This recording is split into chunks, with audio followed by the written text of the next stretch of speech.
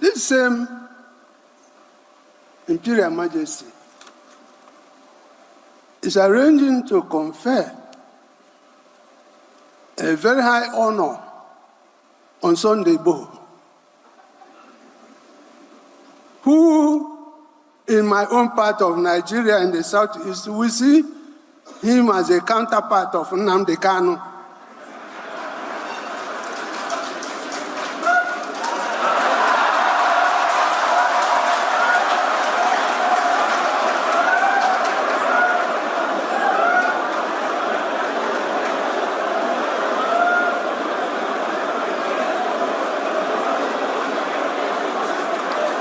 And my brother, fellow royal father, the Imperial Majesty,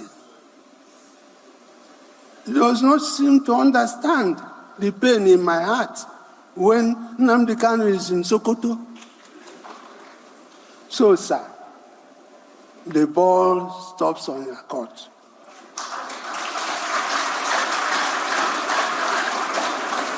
Bring this man out. If we don't want him in Nigeria, return him to Kenya or London, where they took him from. You see, some of us here are being asked to go and work, but the young people in the Southeast are so agitated, they can even beat us. They see us as sellouts. We come to Abuja, they may think we come to collect money. And then we keep quiet. So, sir, please do something about this. Do something about this. We cannot make progress in this country if we don't tell ourselves the home truth. There's no way. There's no way. Shall we continue to pretend as if all is well? We are not dodging the truth. This conversation is uncomfortable, but necessary. At the gathering of traditional rulers, the Oni of Ife spoke about unity. He spoke about family. He spoke about Nigeria working together. Those are beautiful words. But then, an Igbo traditional ruler stood up and he said something that shook the room. How can we preach unity when Sunday Adeyemo, otherwise called Sunday Igbo, is being considered for a high traditional honor, and then Nnamdi Kanu remains in detention? Wow. Let's talk.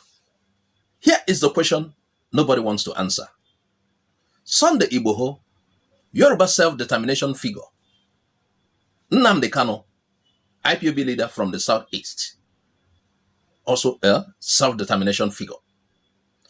Note, both agitated, both challenged the Nigerian state, both mobilized ethnic sentiments, both became symbols. But today, one is receiving traditional recognition, the other is in custody. And the Igbo ruler turned directly to the President Bola Ahmed Tinubu and said, "Sir, do something. The young people are angry." That was not politics. That was pain. Let us be honest. In politics, perception is more powerful than explanation. You may say, the cases are different. The charges are different. The legal process is different. But on the streets of Enugu, Onitsha, Aba, Owerri, young people are not reading legal briefs. They are asking one question: why him and not ours?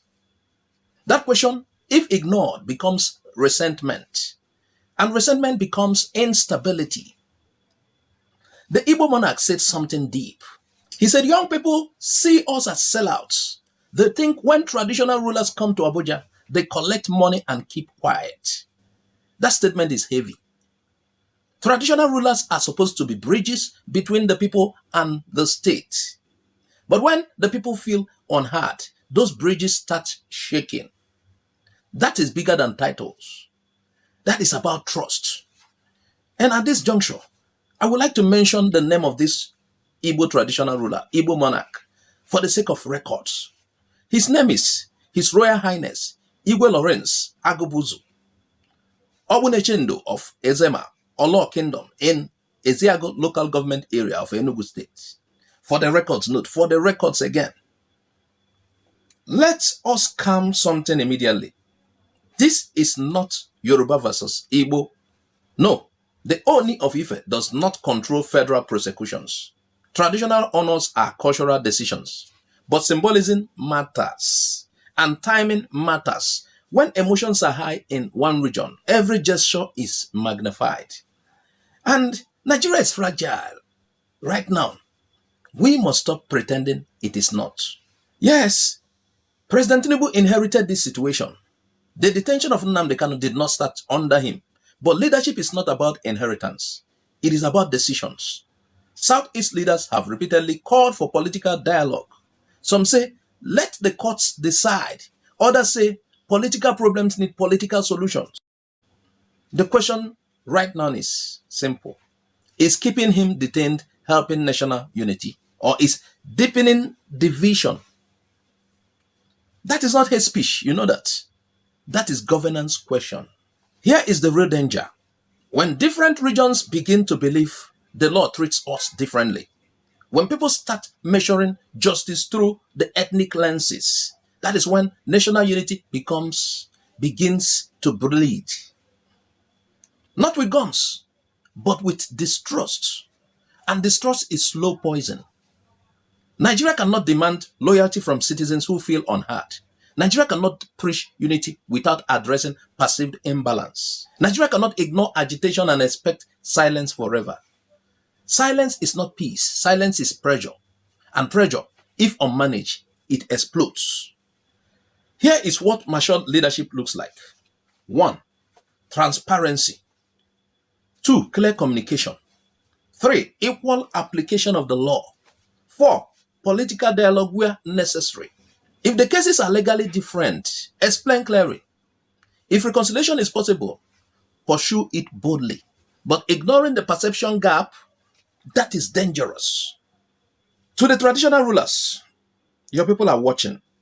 To the federal government, every decision sends a message to the Nigerian youths. Anger without strategy destroys communities. We must speak, but wisely. And we demand fairness, and we must demand it. But we will do that peacefully. Because at the end of the day, we don't know what might happen. That thing you want to protect could break. So, this is not about titles. This is not about one man. This is about whether justice in Nigeria is seen to be equal. And until perception matches reality, the debate will continue. I want to say bye-bye for now. Please share this video widely. Subscribe to my channel if you haven't. I am Azuka Oje.